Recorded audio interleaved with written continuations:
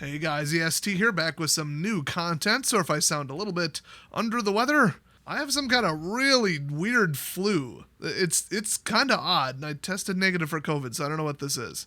But we are going to power through it because the number one most viewed video on my channel is the information about calibers, broken down so a normal person can understand it. And the likes and positive comments were huge, so the number one request I got is make another gun video because people like my long format but very information dense gun videos that talk to you like I'm not a gunsmith, because I'm not. And neither are you. So today, as you saw in the title, we're covering the most common gun mistakes, and this is tilted a little bit towards first-time gun owners, people about to buy their first gun, and people who just own one or two or three guns for self-defense, and that's it. But if you are the opposite, you're a gun guy, where it's more about a hobby or for fun, and you own more guns than you need for self-defense, within reason. I know, very debatable. But I do challenge you, if that's you, to watch the whole video and see if any of these gun mistakes apply to you. Spoiler alert, 2 of them apply to me, and I'm making this video. You are not going to make it all the way through this and clear every single one. There's really 3 gun groups, just, because I'm going to mention them in this video. The pre-buyers are the first-time gun buyers, either pre or post, and if you're pre, fantastic, you're doing your research and watching this video before making the purchase, or shortly after, in either case, very smart of you. Then there's, the gun guys where they just own a ton of guns and they like guns and gun collecting is a hobby and, whatever else, anything in between. And then there's the hunters / FUDs. And yeah, they're opposite, but if you haven't heard the term FUD, it is extremely derogatory. It's, of course, named after Elmer Fudd, and these people own a gun for hunting, the end. They're kind of fake gun owners. The big thing is they don't care about gun rights, they just care about their hunting rifle, their single-shot shotgun so they can go shoot deer, and anything else. They don't care about pistols or concealed carry or any of that. They're actually actively harming the gun community and gun rights in most cases. And I'm not saying every hunter is that way, but there are some that are aggressively against any kind of self-defense or anything like that. And those are the 3 major groups. And let me just say, if you go to a gun range, ask them about the hunting-only FUD types, citing in their guns and just being the pinnacle of gun safety and gun knowledge right before hunting season. A lot of gun range supervisors just quit right before it. So let's jump into the first gun mistake that is the most common that people make, but specifically in the gun guy category. Do not own a ton of guns and buy one, then another, impulse buy, good deal, gun show deal, oh, last chance at the pawn shop, oh, they offer me 30% off, I'm pretty much describing myself, but then they don't sight them in, learn how to disassemble them, learn how to care for them, learn the real good specifics, which I'll get into in another gun mistake. They have no spare parts. If you own 20 guns, you have no idea what the state of any of them are, none of them are sighted in or accurate, then you're actually, I wouldn't say worse off than somebody who doesn't own one, but you're responsible for every bullet that leaves that barrel. And if it's not accurate and somebody breaks into your house and you gotta, start blasting, not only is that a very big, risk to your safety because you need to hit them. Misses do not end gunfights. It might scare someone, it might shock someone, the percussion, but you want to hit it. And I'm not saying every gun you buy has to be the most accurate thing in the world, modded out with every, $600 optic and all that. But if you're like me, how many guns do I even own right now? Maybe 6? Not even that much. Shout out to everybody watching from outside America that's shaking their head right now.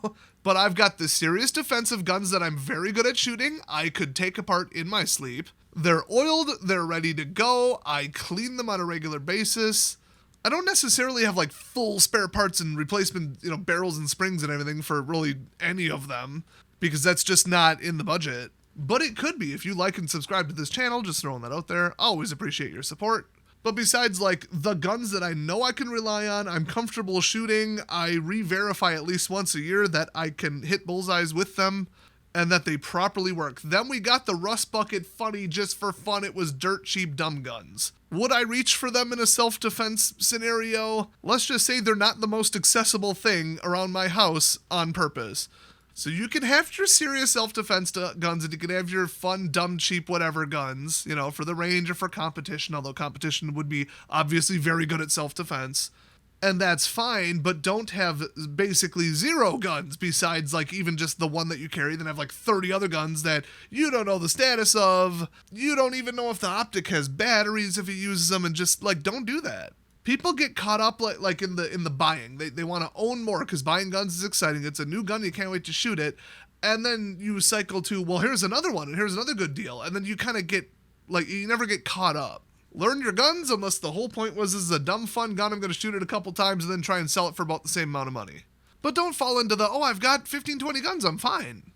Well, they all have to work and shoot properly and accurately. You have to know where the mags and ammo are for them, you know?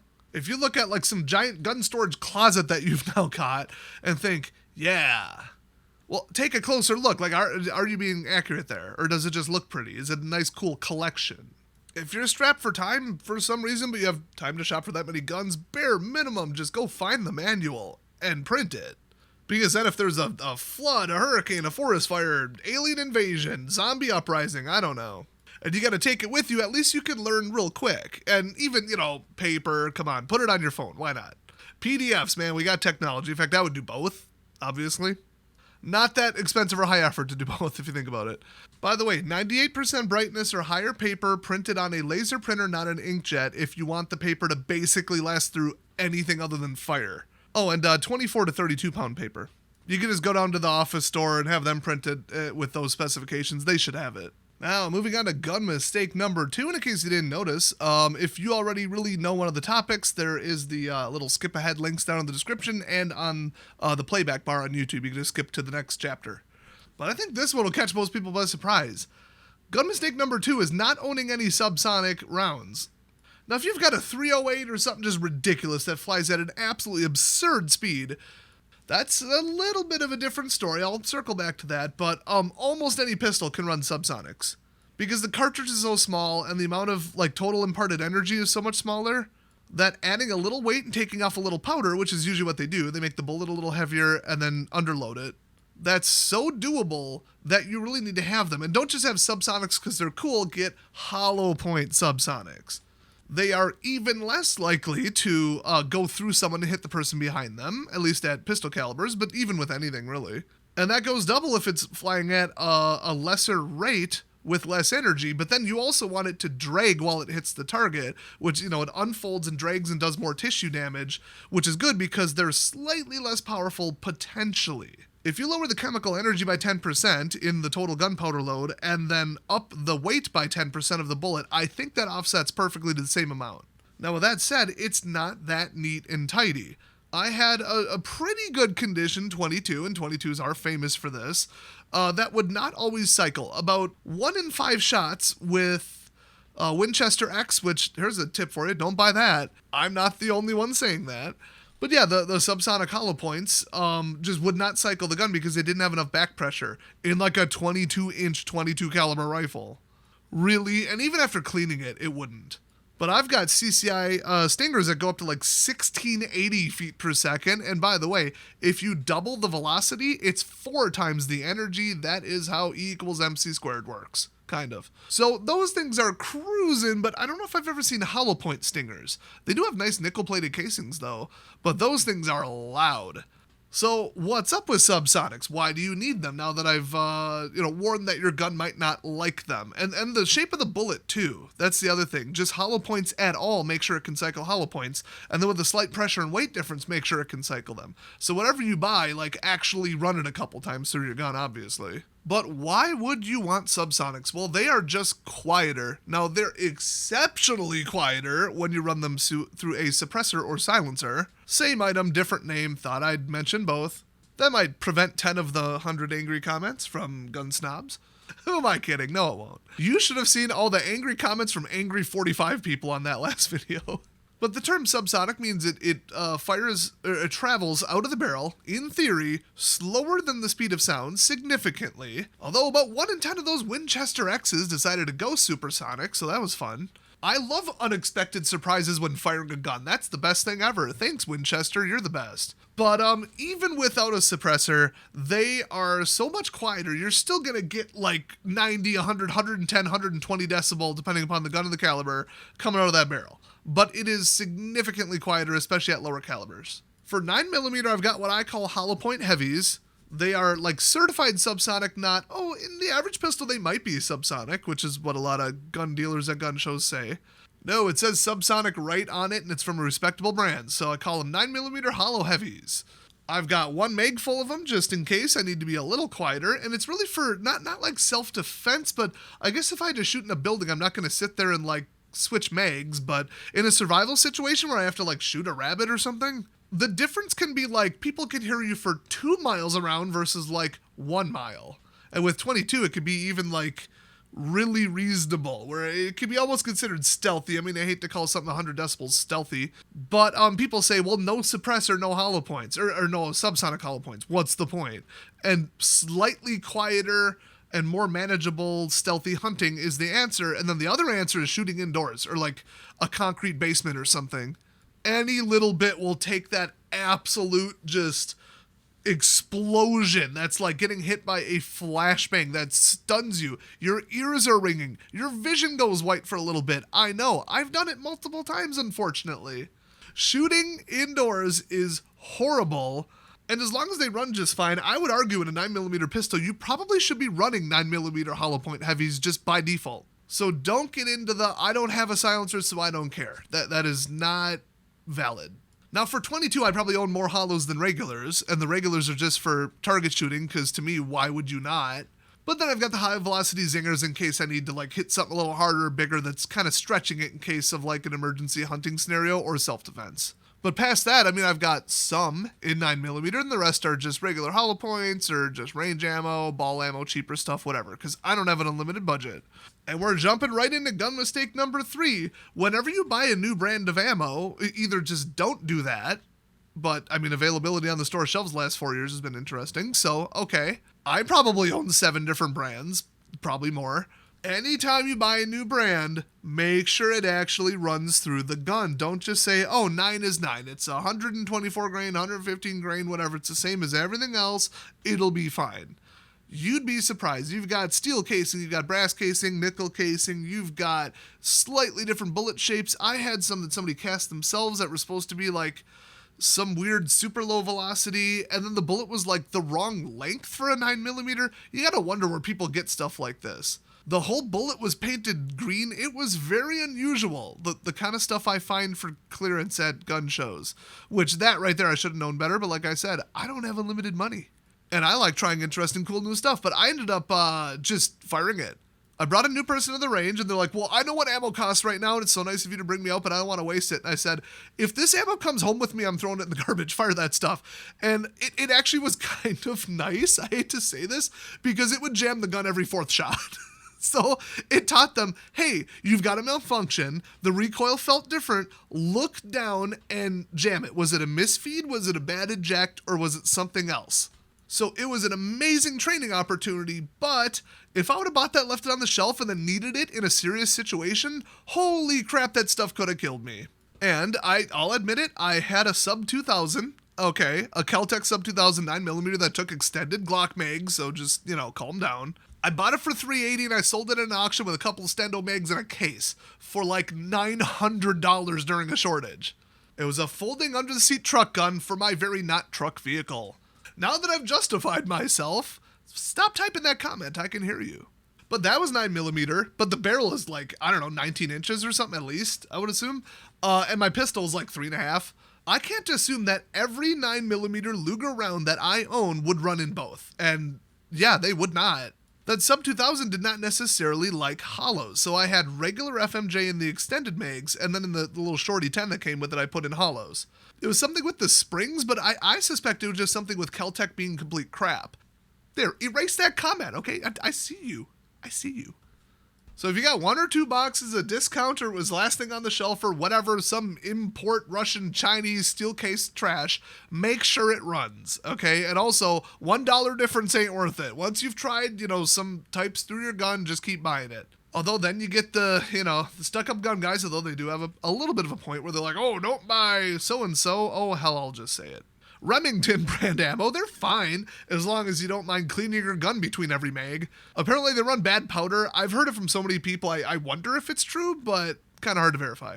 So that kind of stuff, it's like, well, are you going to put more money into gun care? It's like, I'm not saying buy nothing but premium ammo, but like, there are some very good, reliable brands out there, and there's quite a lot of them, actually. Just don't buy the weird stuff, and if it's the last thing left and it's the last thing you get your hands on, well, then it is what it is, but make sure it fires. You gotta test it. Pop open the box and run a meg of it. So the one that I alluded to before, and I'm gonna circle back to it now like I said, is know the quirky little things about your gun. You might have to go to like some online forum or community or like Reddit. I don't know, they're big into gun content. But find some people somewhere who seem to know what they're talking about and find out what's quirky about your gun. Really, honestly, you're already on YouTube. Just look up the model. There's some where it's like, well, don't put a flashlight because the specific recoil pattern without the ported barrel will shake off almost any flashlight unless it's like the absolute best clamp you've ever seen. And then you think, oh, well, the manufacturer didn't tell me that. Obviously, they never would.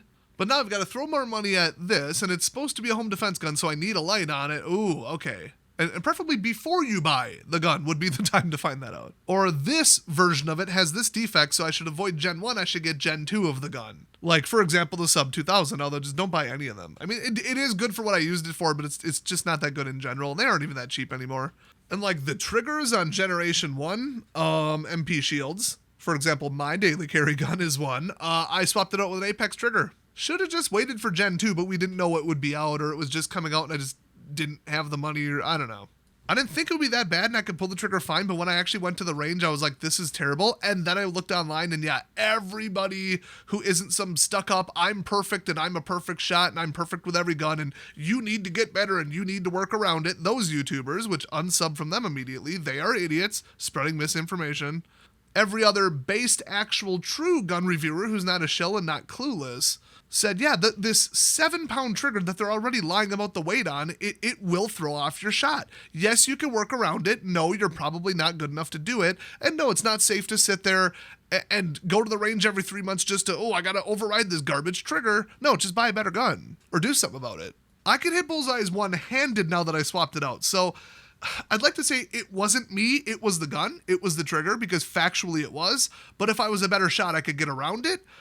But do I know that if somebody's firing at me right now and I whip it out and return fire, that with my heart pounding, I'm going to remember every little thing about, I need to kind of adjust my hold. And no. Almost nobody in the world is that good to do that under pressure, so don't buy a bad gun and know the quirks of your gun before you buy it, and either do something about it or don't buy it. And there's other quirks like that I mentioned before, like this gun just simply will not cycle with hollows, or it constantly jams with this weight of ammunition. Or if you use a magazine bigger than 10, it just will not run correctly. Something about the upward pressure and extended springs, it's just not built for it. And if you just thought, well, it'll work, every mag works with every gun. No, know the quirks from people online who have tested it. Because if you don't, that one can quite simply get you killed. I feel like I gotta add on a few more. I had a 1911 that would eject the casing directly square into my face. Wonderful design. It's a bit of an issue. They come out kind of hot. The gun is known for doing that. I probably shouldn't have bought it. I got a hell of a deal and I sold it for about the same amount, but I shouldn't have done that. And optics, like a reflex versus a holographic versus an ACOG versus what do they call it? The variable something. There's some new acronym. Whatever. You guys know the different types of optics.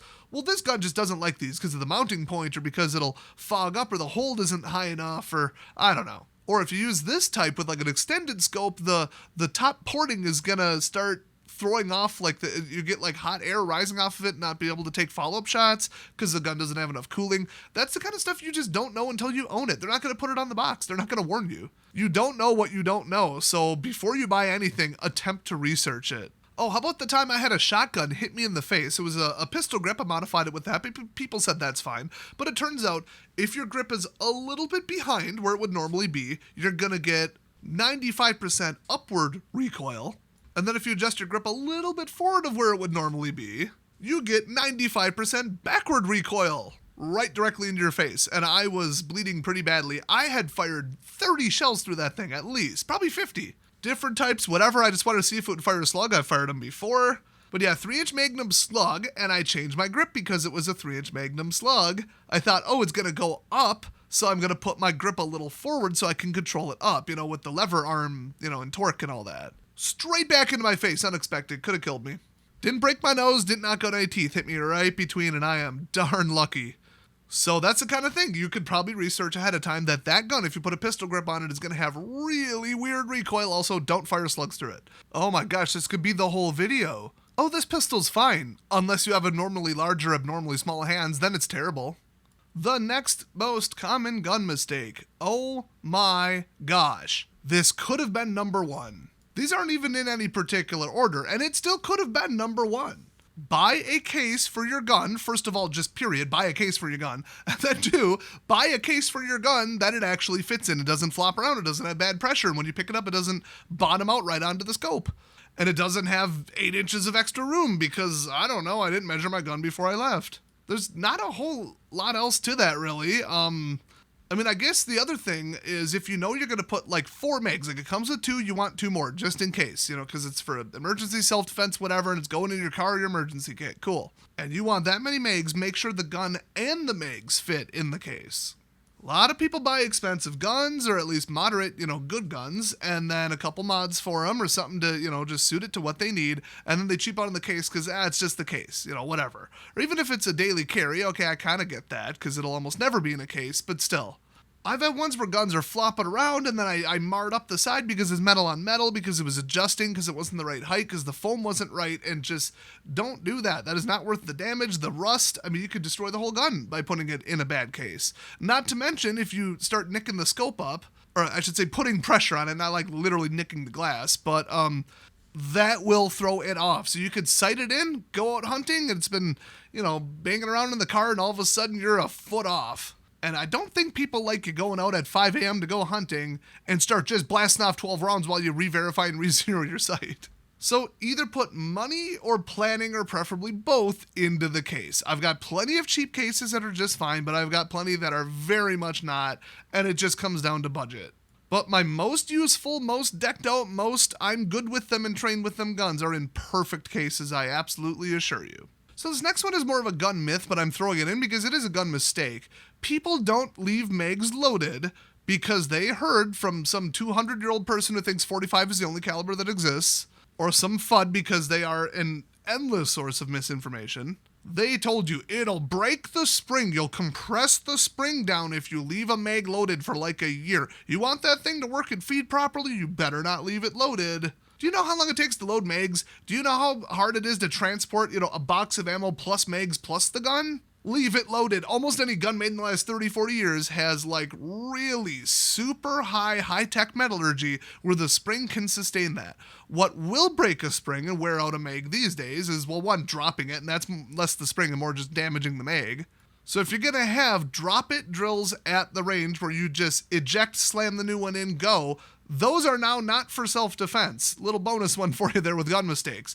Don't have your drop mags be the ones you carry with extra ones, and honestly, you really don't usually need extra mags for daily self-defense carry.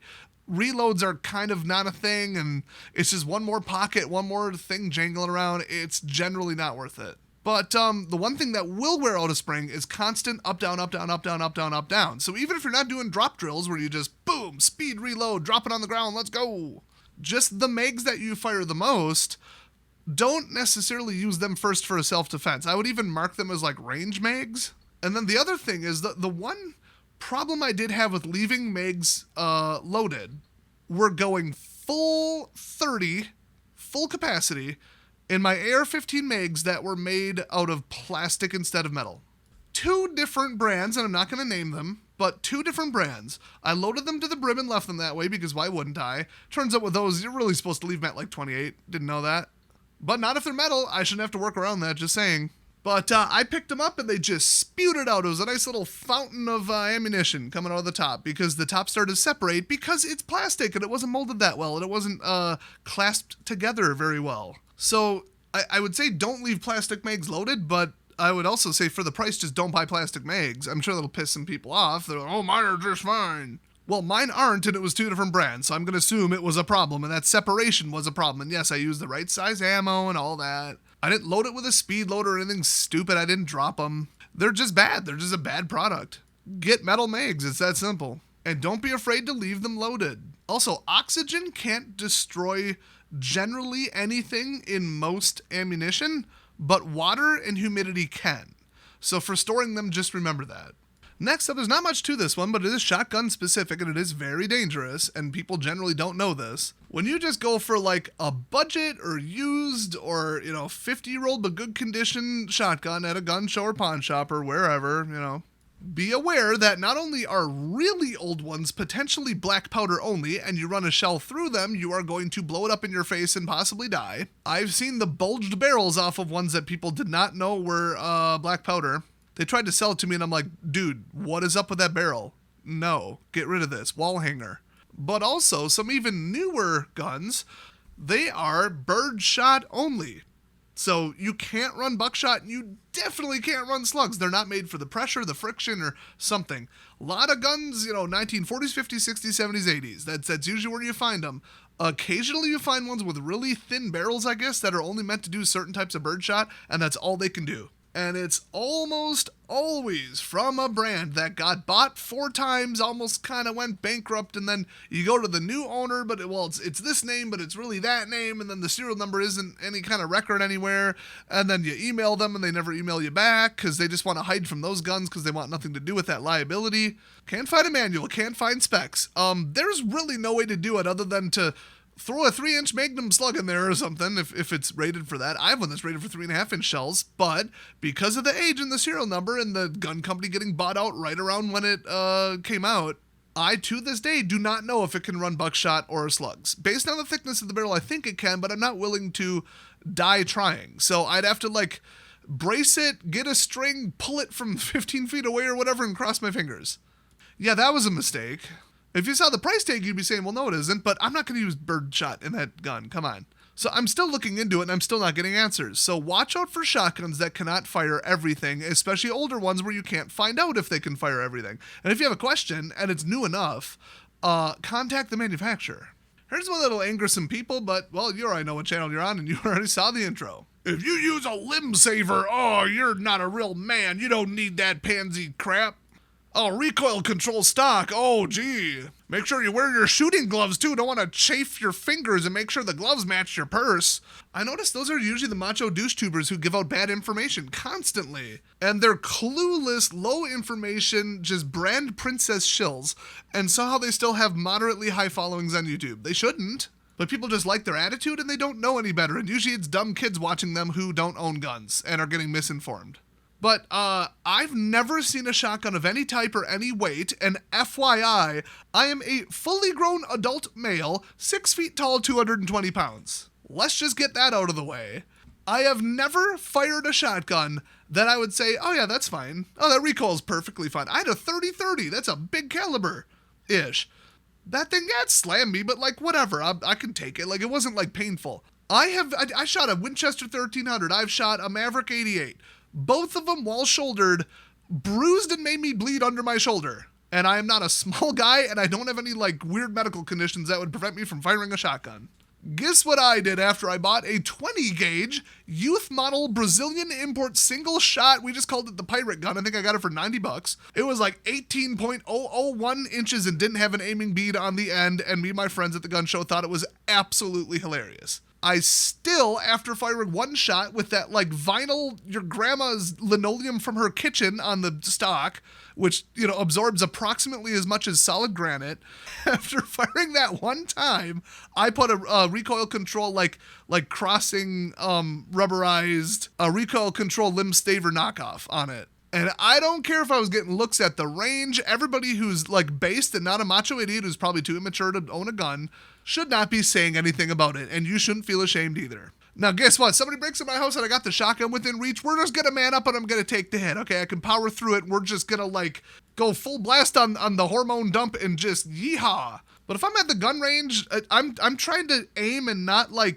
miss the shot because I'm anticipating the recoil and other negative effects, and I don't want to be bruised and sore for the next 3 days. Some people it's oh, I went out on Friday and got so drunk. Oh, we were so messed up. I don't even remember what happened, and I'm bragging about it. Ha ha ha. Those are the kind of people that are I went to the gun range, I fired all 12 shells, and oh, my shoulder hurt for 3 days. Look at this bruise. I'm so manly. No, you're an idiot. Quite frankly, you are a complete idiot. Why would you harm yourself on purpose while trying to actually fire it correctly? Now, I'm not saying every gun be afraid of the recoil. If it's a shotgun, throw a recoil control stock on it. And I'm talking stock cover. You can just swap out the stock with a recoil control stock with a spring in it. Just do that. Just saying, then we're all on the same page. But at least fire it once or twice so you know, like with low recoil buckshot number 4s versus a full-blown 2.5-inch slug, you know how bad it's going to be, you know if it's going to knock you back, you know if you're using the right stance, etc. So, like, you need to do it once or twice, but after that, take nice, comfortable practice shots. There's nothing wrong with that. And before you're about to say, oh, I bet he thinks you should take a couple shots without ear pro to hear what that's like. No, one time can damage your hearing, and it's awful. Trust me, you can probably power through it. And also, if you own body armor, you should not test getting shot in it one time. Obviously, that's insane. Sometimes the first time it happens, in the unlikely case it will, is going to have to be the time you're just going to have to suck it up and deal with it. You don't need to experience certain things the first time to see how they'll be like. Just like, I don't need to do cocaine or meth one time to know that I shouldn't do that and it's not going to go well. I can just look at circumstantial evidence and be like, yeah, that's going to be bad. Another gun mistake is listening to the brand princesses. Not only are they probably sponsored, and that's their problem, or they just have a lack of knowledge. They bought one gun or one brand of round or one brand of optic or one brand of flashlight, and they're like, whoa, this is so good, I'm going to rep them for the rest of my life. Maybe there's something better out there. I guess if I'm angering people in this video, it's kind of like people who are like, yeah, jackeries. You know how much money they put into advertising on YouTube? Just saying. When an EcoFlow Delta is better in basically every single way. A lot of people are like, Jackery, I use it all day, every day, it's so great. Well, it is, but there's some shortcomings, there's some internal electrical issues, and the EcoFlow Delta is just better, and it's the same price or cheaper usually. So just buy an EcoFlow Delta. I don't like brand princesses, and that started all the way back when I was a teenager in the car community with like, oh, it's got to be this brand. And I'm like, why? Does it look better? No, it just has to be this brand because we all decided that it has to be this brand. Well, I'm going to buy this cheaper brand because it works better, it looks better. So shut up. It's my car. But then also on the flip side, the just as good community, oh my gosh, no, it's not. You're wrong. Cheap Chinese auto parts on eBay, no, it's not just as good. Oh, I can get a turbo on eBay for $180. Well, that'll probably light on fire or throw like blades into your engine. Some things are just not as good. We've all seen Chinese electronics that break after like a month, you know? Those cheap dollar store solar garden lights that break the first time it rains. Some things just are not as good, and people constantly are like, no, my Keltec is as good, which these days it might be, but generally no. But the big one, I mean, come on, you had to have heard this, but if you didn't, this is the one that everybody dumps on. High Point. I don't care what your budget is. Do not carry a High Point. They're too big, they're too heavy, they're stupid, they're defective, they jam, they are awful. Across the board, I don't think they make one good gun. And if they do, I'm not aware of it. A gun's a gun, and I don't have to buy $1,000, you know, this, that, Winchester, whatever, Canic. Yeah, it's just as good. No, it's not. In some cases, it's not. But also don't be like, only these two brands are good because I heard it from other people and I haven't verified it myself, but I think I sound smart by saying it and repeating it. So I only buy this ammo. I only buy this type of optic. I was about to throw another optic company under the bus because they're very overrated, but I think I've angered enough people in this video. Let's just say if you're on YouTube, you could probably guess who it is. And also, I was moderately impressed with the performance and the build quality of my Osprey light. $60, rail mount built in. It is just fine. Never had a problem with it. No battery leaks, no nothing. Never fell off. I've heard they're not that good, but for me it's good enough, and I'm not going to say, no, it's this brand or nothing because somebody told me that. For those of you, the couple who watch SpongeBob, remember the famous quote, I feel like someone wants to sell me something. Yeah, I'm getting that feeling watching some people's channels. So we'll say my like $30 red dot that I got at Walmart and just slapped on my AR-15 after the iron sights were kind of crap, it's not quite cutting it. But then again, I'm not going to buy an optic that's too good for the barrel and the build quality and the ammo.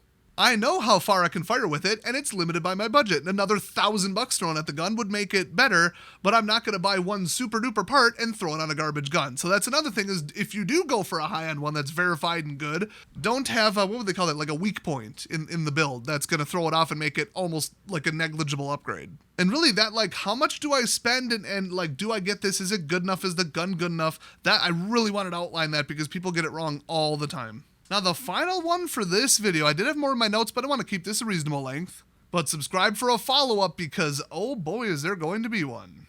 But this last topic, there's a lot to it. We're just going to drop another reality check on you. Revolvers are stupid, they have no point. No defensive capability, they're the dead last gun that you should ever buy for anything, other than fun shooting because you want to play cowboy. the cylinder is too big to put in a holster. If you're like, no, it's just fine. No, people can see that. It's 3 inches wide and you're an idiot. You are lying to yourself. 6 shots isn't enough. Oh, mine holds 8 and I got to modify it. Okay, cool. Well, my pistol holds 8 and it's half the weight. Oh, but they don't jam. They're safer. Well, they're certainly not safer. The safeties on them are generally, unless it's got a crossbar safety, it's basically just going to kill you eventually. Okay, slight hyperbole, but yeah, they are horribly unsafe. They're more complicated to operate. And people are like, no, but they don't jam. Well, then you got the giant fireball, you got the additional concussion, you got the reload time. There is nothing good about a revolver. Nothing. Not one single thing. And if you think so, you're wrong. Or you found some weird $2,000 revolver and compared it to a high point. Yes, there probably is a revolver out there that's better than my $300 GSG 1911 22 caliber. Because that gun's a piece of crap. But that's a fun range gun that's really cheap to fire because you can only load 10 rounds into it for some reason, even though it's a full-sized 1911. Probably because it doesn't stack very well. But also, I feel like another factor is the fact that GSG is kind of crap. So is the gun mistake number 10 don't buy a revolver? No. That's 9B. That's just the intro to number 10. I'm about to flip this on its head, and I will tell you, I am guilty of this. I owned revolvers that did not work typically like the others. They were just kind of training safe revolvers. Basically 22s, easy to fire, light trigger, easy to aim, for just bringing new people to the range. But after the first one got stolen in my friend's car when it got stolen, and the second one I just could not stand the trigger. It was just so much worse. If I can't hit the target, what's the point? Even if it's a fun gun, if it's an inaccurate, why did I buy it? And it was like $210. I sold it for like $220 at a gun show. Know when to buy and sell. Hey, there's a tip for you. But I've never fired a proper sized revolver. Never even handled one. I don't understand every type of double action, single action, and old style versus new style and safety versus safetyless. I don't understand that. And which ones can be fanned on the hammer. I'm aware that they exist, but I can't just pick up a revolver and be 100% sure that I know how to use it. Now, I've got to put every disclaimer on this possible. Let's say something happens to everybody on the surface of the planet, but you were in a sub-basement at the time playing paintball. I don't know. So you came up and 90% of the Earth's population is dead.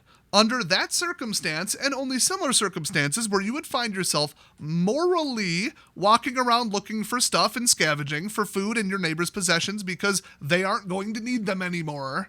And not because you made them not need them anymore, if you know what I mean. Do not break the law. I'm morally not going to bust into someone's house and start stealing from them in the night in a bad circumstance just because a war broke out, okay? I'm not going to do that. I'd rather die. I'd rather starve. Also, I have 3 million calories in my basement, so that's also not a problem. Get out ahead of it, obviously. In other words, be a prepper. In other words, subscribe to this channel. Hey, circle back on that one. Plus, I might be a little biased, but I think my content's kind of entertaining while also being really educational. Just throwing that out there, But the gun mistake number 10 is just because you don't own it and never intend to own it for various reasons doesn't mean you shouldn't try to get your hands on it, take a class, go to a gun shop when they're not too busy and say, hey, I want to just learn generally how this works because I've got a pistol and I might pick up a rifle, a bolt action, a semi, a shotgun, a mag-fed shotgun versus tube versus break action. I just want to see how they work in case I had to either battlefield pick up one, like in a shootout and somebody gets shot and drops it and you're like, oh, I got to pick up their gun because mine's empty or mine's at home or it's a gun-free zone or whatever. That's extremely uncommon in the self-defense world in real life, but this is a prepper channel. We don't talk about average, everyday real-life shopping for clothes at the mall. We're talking about shortages, riots, battlefields. Then, yeah, you might do a battlefield pickup if you're on a battlefield. Imagine that. So you really should learn how rifles, shotguns, and the different types of pistols, different types of everything work, just at a basic level. And I will say the number one thing that I have people screw up, and I think YouTube demonetized this, so to stay off their radar, and not have them closely scrutinize this channel because my number one most viewed video is a gun video, and I want to keep it that way. I was somewhat forced to delete the video showing this off, and I'm not happy about that. But there is something called an action bypass on a shotgun, and if you already are like, what's that? Uh-oh. Number one thing people do, it is the most common shotgun mistake by far, is they pick it up and they're like, I'm trying to pull the pumper back to, pump action the next shell into the barrel, or into the chamber, I should say. Oh my gosh. And it's not pulling back. And the safety's off, and is it jammed? There's a little lever on almost all shotguns called an action bypass. Now, Usually what it means is there's one in the chamber, but you really shouldn't like be rolling around with a shotgun with one in the chamber because most of them are not drop safe. There's another gun mistake for you, a little bonus one. Oh, and you must mean old ones. No. Modern ones are not drop safe sometimes. That means shell in the chamber, safety on, trigger lock on with a locked, key. You drop it, it's going off. That firing pin's going to slip. You would be amazed on the percentages of that. That comes down to, hey, look up your gun's quirks. Know the stuff the manufacturer doesn't tell you. Know if it's drop safe or not. Can't stress that enough. But what if you pumped it just to make sure that the action worked, and now you want to load an actual shell, but it was empty. Now you filled up the tube, and you're like, wait a minute, why isn't this, pumping the next one into the chamber, and why can't I pull it back a third of the way to check if there's a shell in the chamber? To verify its safety. It's because you're not holding down this little tiny hidden lever that looks like either a breakdown lever or a mag release lever. So people, even if they see it, they don't know what it is. And the first time I picked up a shotgun, I didn't know what the heck was going on. I actually had to ask the person next to me. And yeah, they were like, wow, this guy's an idiot who's new to it, but they were really nice about it. And I told them, don't worry, I know gun safety, I just don't know what's going on with this one, and I appreciate the help. And they were chill. And then they left. I was at the outdoor gun range, and they're like, I'm moving. This guy's gonna I'm out of here. I don't blame him. I think it was FUD season, actually, too. I don't need no follow-up shots. I'm going to hit the turkey on the first shot. Hey, why can't I pump it? I don't know why they're all 80-year-old gold prospectors from 1849 in my head, but, I'm not that far off, actually. I mean, I'm just saying, it's more likely than not that they've got jerky in their pocket while they are at the gun range. It's a type, okay? It's a type. And yes, I will eat it if you offer it to me, but also I'm going to move down a couple. I'm going to be like, I got to go to the short range or long range, not to get away from you. Well, before this goes way off the rails, I mean, I'll just throw in, know what a dust cover does and if it should be open or closed and if the rifle will fire with or without a close. The average one, it doesn't matter. It's just open, and then for storage and for carrying, you should close it. That's why it's called a dust cover.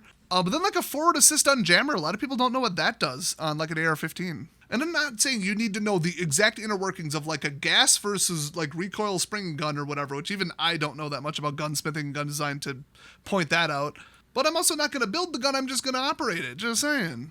But don't load a mag backwards. There you go, there's one. AKs and AR-15s, it curves forward. And on a lot of rifles with larger calibers, you have to load the front first and rock the back in, or wherever the release clip is. Also, not all pistols with exposed hammers, especially 1911s, are going to fire because you pulled the hammer back. A lot of them require you to pull the whole slide back. So a lot of people are like, oh, it's like a half revolver, half normal pistol. Oh, okay, they pull it back, doesn't fire, and, well, now you might get shot at. So once again, to reiterate, just because you don't own it and never intend to doesn't mean you shouldn't learn about other guns and how they operate in general. Whether it's just battlefield pickup scavenging, you just don't want to look like an idiot or be unsafe with your friends at the gun range, or somebody next to you has a neat gun, you want to fire it, and you're like, oh, I don't want to look like an idiot. I don't know what I'm doing. I've never fired this type of gun before. It's good to take the time to do it. Unfortunately, I'm not going to be the one to do it because YouTube will demonetize it, and then it's like the Eye of Sauron on my channel, just staring at it, watching every little thing I do. Yes, they do that. It's unfortunate, but it is what it is. But check out the rest of the content on my channel. We've got some pretty cool gun stuff. I mostly do electronics, food, survival, not really bushcrafty stuff, but useful stuff in the modern era, if I'm lighting a fire, I'm probably doing it with a solar panel and an electric arc plasma lighter with pulse modulation. Why? Because it's all waterproof, it's in a case, and it's faster than rubbing sticks together. Yeah, it's more impressive to watch me, do a bow drill and make a coal and all this, but, 30 minutes later and under a cover because it's raining and it's cold and there's snow and, oh, no, I can't light a fire. Yeah, I could light water on fire with one of those lighters. So if you want, based realistic, non-entertainment, non-Bear Grylls style fake nonsense, you're on the right channel, and I'd recommend you go check out the rest of the stuff. So thanks for watching, thanks for subscribing, because this channel is absolutely blowing up. I know my main channel, and my other one, and my other one, and my other one, 3 out of the 5 actually have more subs, but this one is my favorite. Yeah, I hit 51,000 on my main, so I ain't new to this. I know I'm not going to tell you what it is, but I will tell you that you're not interested in it. I guarantee you are not interested in the topics that I cover. But if you came from that channel, I've been meaning to mention this. Stop putting my nickname and my username from the other channel in all the comments. I have to delete them, and then people are like, why are you deleting them? Why are you blocking me? I want to keep these two separate. They're not the same communities. Having people come over here who are interested in stupid geek culture stuff, I'll just give you that little hint, and aren't interested in anything I make over here, they're not going to watch my videos and I'm going to get penalized for it. So I'm keeping them separate. So with that said, thanks for sticking around all the way to the end. Leave a like if you found it some good info, and subscribe if you don't want to miss more. And I'll see you guys next time.